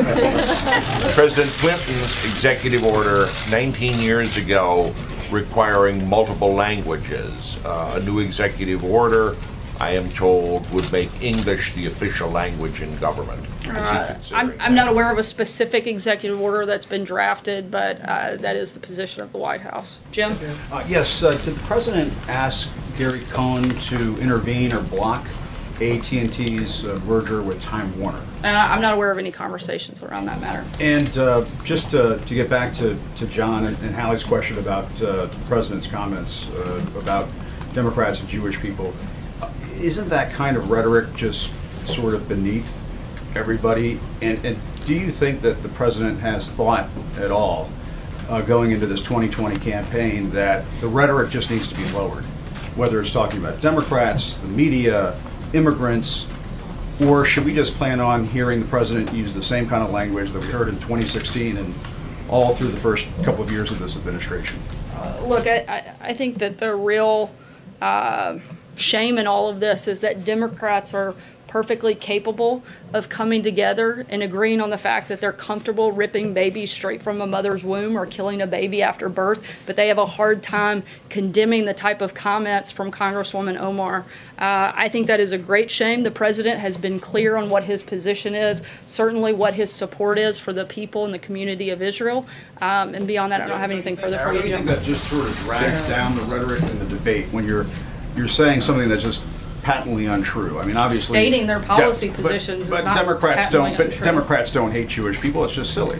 It's not true. I think they should call out their members by name, and we've made that clear. I don't have anything further for you. April. President, you know, Sorry, Jim. his April rhetoric Logan. after Charlottesville, saying that there are very fine people on both sides in Charlottesville, essentially suggesting that there are very fine people and the Nazis. That's not at all what the president was stating. Not at any point. The president has been incredibly clear and consistently and repeatedly condemned hatred, bigotry, racism in all of its forms, whether it's in America or anywhere else, and to say otherwise is simply untrue. April. That's kind of along what I was asking, two questions, but that's kind of along what I was asking. Since the president did say that in Charlottesville, some very fine people on both sides, has he, in your opinion, or has he, or us, because I don't remember it, condemned the neo-Nazis in Charlottesville for their actions against the Jewish Americans there? The president has condemned neo-Nazis and called them by name, which is what we are asking Democrats to do when they see the same type of hatred. Deborah. Also, can we expect to have briefings more often now, since there have been a little bit of changing atmosphere here? I haven't noticed a change in the atmosphere. I know that the president's the most accessible president in modern history. I know that he takes questions from you guys nearly every single day, and on days he doesn't, sometimes I do it from here. We answer hundreds of questions from reporters all over the world every day. We're going to continue to do that. Sometimes we'll do it from this room. Sometimes we'll do it in other venues and other platforms. And let me, in the new spending blueprint, the OMB, why did the OMB include money for the Yucca Mountain? I'm sorry, can you say it a little louder? Yes, I can. Why did the OMB include money for the Yucca Mountain nuclear waste repository? And what are the chances, it's in your spending blueprint, and what are the chances that Congress will actually enact that? I think that the chances that Congress will do its job based on historical precedent over the last couple of months are probably unlikely, but that doesn't mean we're not hopeful that they will work with us, look for ways that we can reduce spending and protect our military, do things like that, which you see in the president's budget. We'd love for them to work with us on that. Can you tell us a little bit about what the thinking was to put that in? I'm not aware of any specific policy changes on that front or anything on there. I'll let you know if we have something. One last question, Paula. Sir, why did the president write a check to Michael Cullen for $35,000 in August of 2017 while he was here in the White House? What was that money for? I'm not aware of those specific About this. He specifically accused the president of engaging in a conspiracy to conceal campaign finance violations. He presented the check. The president's been clear that there wasn't a campaign violation. Beyond that, I can't get in. He didn't know about these hush money. Beyond that, I His can't. Story has changed. Again, I would refer you back to the president's comments. That's not something I'm a part of, and I would refer you to the president's outside counsel beyond his comments. He did during his time in the White House. Does the White House deny that the president is individual one? I'm sorry? Individual one in the Southern District of New York. Again, I'm not going to to comment on that on an ongoing case. That's not something I would be a part of here at the White House, and I would refer you to outside counsel. What I can tell you is the president has stated his position and made it clear. Thanks so much, guys. Sarah, why did the president deny saying something that was caught on tape? All right, folks, thank you very much for joining us and choosing us as your stream of choice. Sarah Sanders in her press briefing. There hasn't been a press briefing in over 45 days, but like Sarah Sanders said, she does answer tons of questions almost every single day. The media is always blocking her from entering the White House, and they just yell questions at her. They don't even ask. They yell. They literally yell at her. And if they don't get the answer that they want, they basically rush her all the way until the front door where Secret Service blocks them so they won't continue going into the White House. So she does answer a lot of questions on a daily basis because sometimes she has to like literally sneak into the White House because the press is so bad when it comes to them trying to block her from entering the White House. So she is 100% correct in saying that she does answer questions on a daily basis. So if you guys missed the press briefing at any point, we're going to be uploading it on the channel right now. So that way you guys can check it out. The chat is going to continue open for a little while. If you guys want to, relax and chat a little bit, or if you guys want to hang out or anything like that, then make sure that you guys join us here on the chat. Again, we're going to leave the chat open for a little bit. That way you guys can have a little bit of fun if you guys want to hang out and all that good stuff as we're uploading the video of the White House press briefing in case you guys missed it. Thank you so much for tuning in and choosing Golden State Times as your stream of choice. I'll also like to thank everyone that supported us through Super Chat. We had F.A. and Johanna Macumber. I hope I said that right, Macumber. Thank you so much for your support through Super Chat. Again, folks, if you guys missed it, we're uploading it right now. And just chill on the chat for just a few minutes, and we'll go on from there. Thank you so much.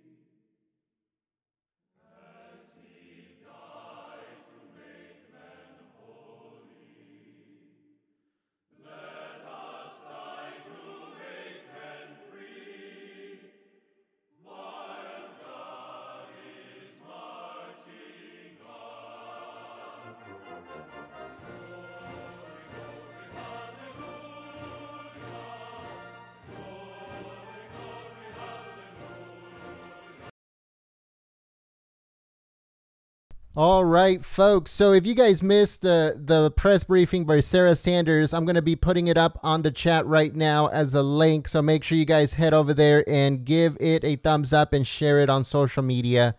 That helps us out so much, folks. So if you guys can help us out by clicking the link that I'm putting up on the chat where it says Golden State Times and it's in yellow, I believe, just click on that link and it'll take you to the video of Sarah Sanders' press briefing in case you guys missed it. If you guys saw it, great, awesome. Just head over there and give it a thumbs up and share it on social media, please. So that way other people get to see it. So we need your help in sharing that video and giving it a thumbs up. So all you have to do is just click on the link, folks. That's all you have to do. And thank you so much for your support. Again, if you guys can click on the link that I am putting up on the chat and head over there and give it a thumbs up and share it on social media, that would be amazing. Thank you so much for your continued support.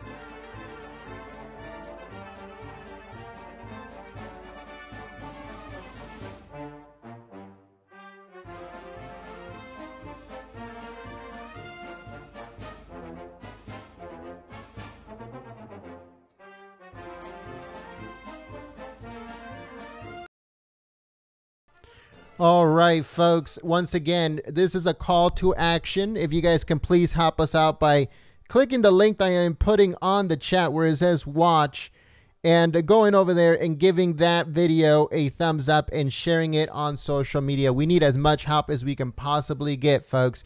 There's 3,249 of us on this chat right now. So if you guys can please help us by clicking the link that I am putting on the chat and making sure you go over there and give it a thumbs up and you share it on social media. Thank you so much for your continued support.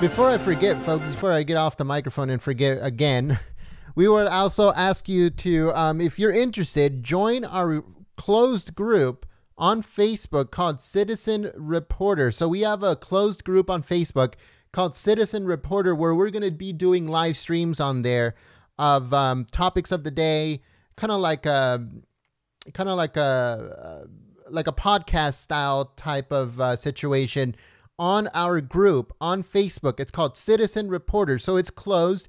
You're going to have to ask for, to be able to join, but we're going to be updating right now. We're going to head over there and start, accepting everyone that wants to join that group. So make sure you guys go over there on Facebook, Citizen Reporter. If you don't have Facebook, that's fine, but it's always a good way of getting more information, even if you do not like it, even if you hate it or you've been banned before or whatever.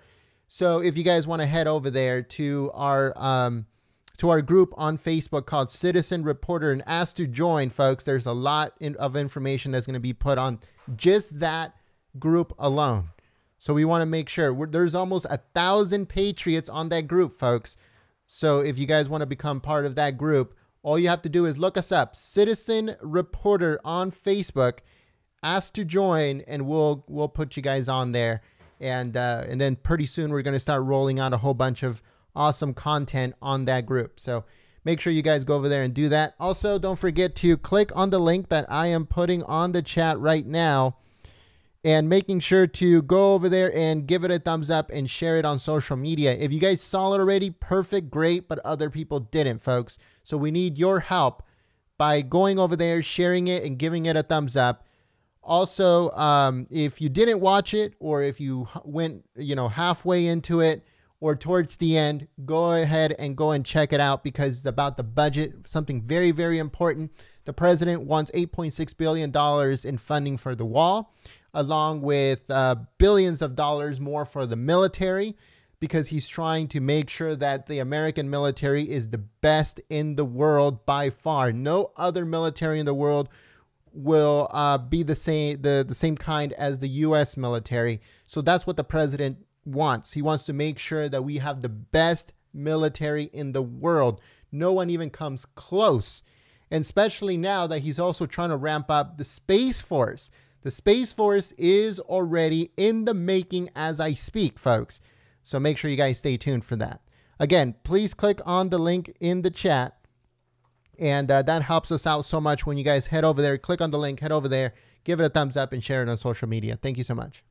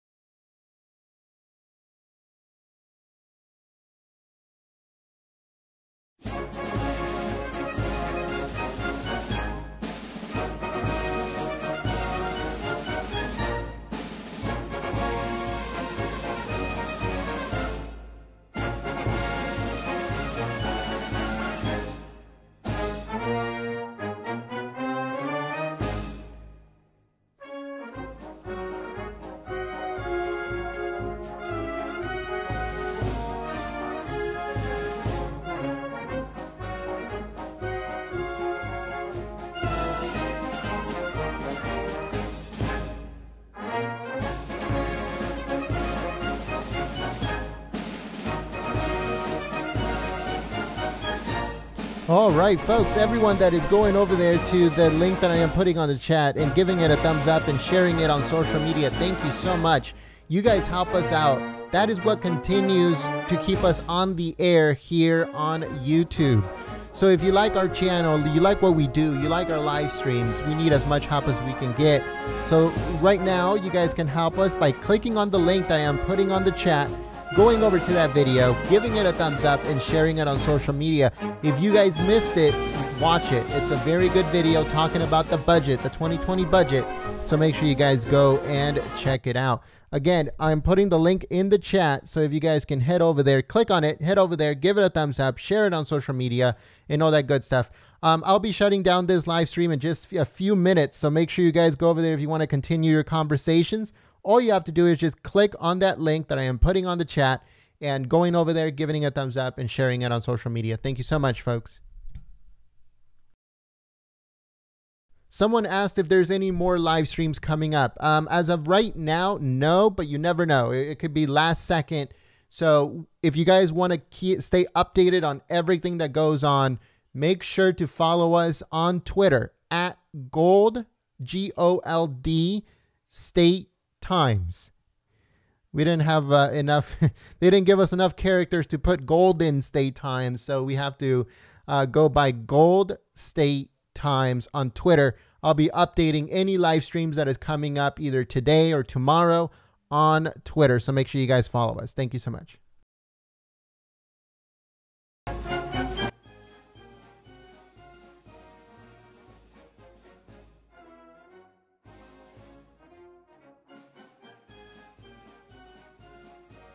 I want to give a big thank you to Brian and also to Millie, and I believe Carolyn was on here too. Carolyn, if you were there, and Deacon, thank you so much to everyone, all the moderators that come out and keep the chat clean and enjoyable for everyone. You guys do an amazing job, and we want to thank you so much for your hard work.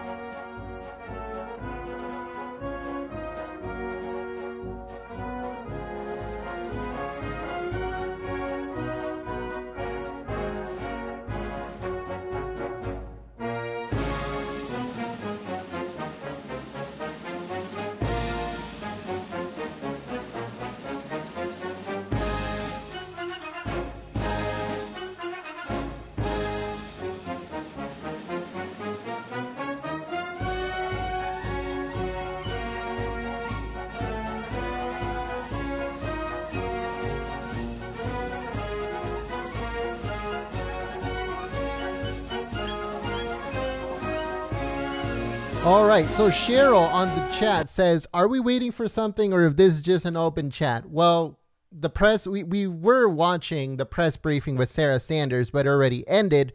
We leave the chat just for a little while we upload the video and stuff like that. In case anybody missed it, I'll be putting it up on the chat. So Cheryl, if you missed the press briefing with Sarah Sanders, I'm putting it up on the chat. So make sure you head over there and watch it. And make sure you also click the thumbs up button and share it. Thank you so much.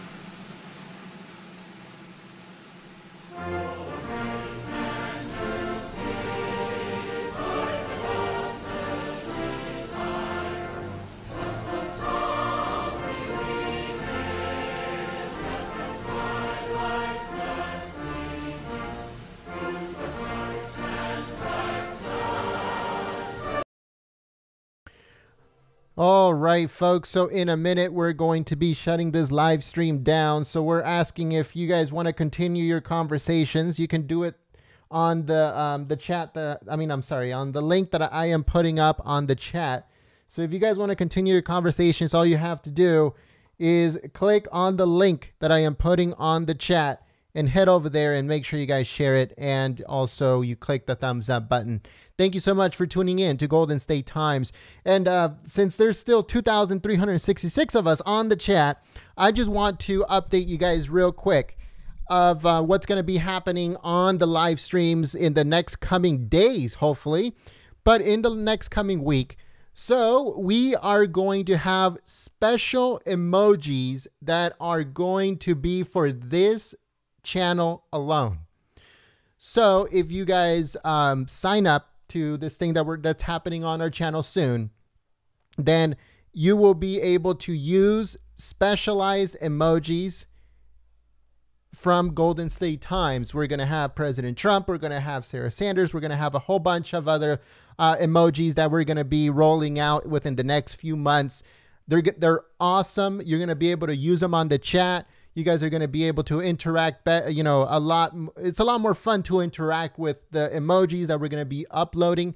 If you guys become, sponsors of the channel, then you guys get specialized like little logos on next to your names on the chat. So it's going to be awesome. We're working on the drafts right now of those emojis. Once they're done and rendered, then we're going to be uploading them to YouTube to get the final confirmation. Once that happens, we're going to start rolling them out little by little, because YouTube wants to make sure that, everything is good and all that stuff, that we abide by their terms of service and community guidelines and blah, blah, blah, and all this other stuff. So once all that happens, we're going to start, I'm going to make a video about it and show you guys all the custom emojis that we are going to be putting on our chat. So anyone that, that helps us out gets to use those emojis. That's how it works with YouTube. It's similar to what Twitch does, but it's a lot better, and it's going to be a lot more fun here with us at Golden State Times. So make sure you guys stay tuned for that.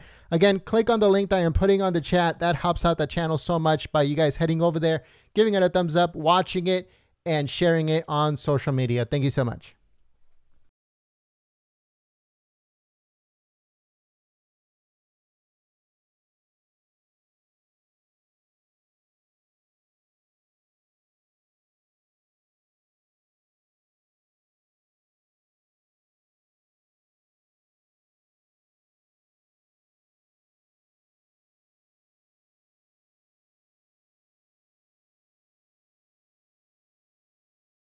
All right, folks, have a good rest of your day. We're going to be signing off, shutting this live stream down. If you want to continue your conversations, you can do so on the link that I am putting on the chat. Thank you so much for tuning in, and I hope to see you guys here next time.